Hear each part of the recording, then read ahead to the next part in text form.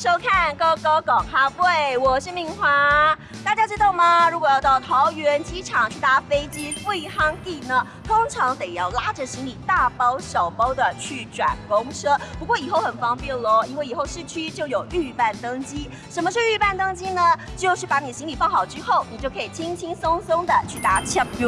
什么是捷运呢？就是捷运咯。到底什么是预办登机呢？带您去了解，走了。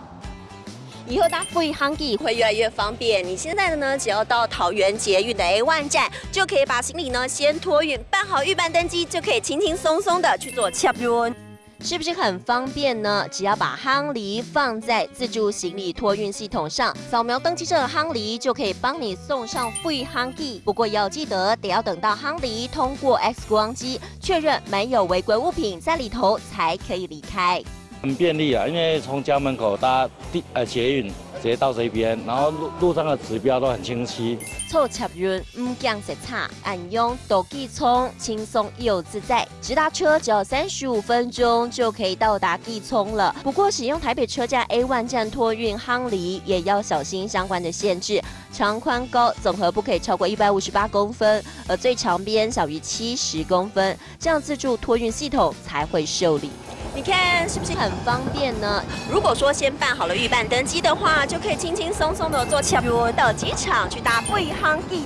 目前只有华信、华航、长荣、立荣4家航空公司受理预办登机。另外很重要的是，要提醒大家，飞航机起飞前3个半小时就要完成预办登机的手续了，这样行李才能够及时送上飞航机。今天呢，我们一起认识了许多新的客家词，也认识了大众交通运输系统，一起来复习一下今天认识的客家新词哦。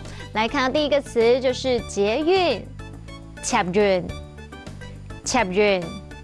第二个呢就是飞机，飞航机，飞航机。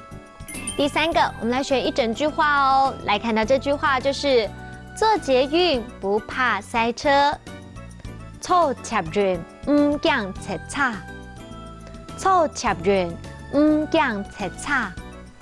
这样都有学会了吗？放在脑海里，常常复习，你的客语能力就会更加进步喽。下次见了，拜拜。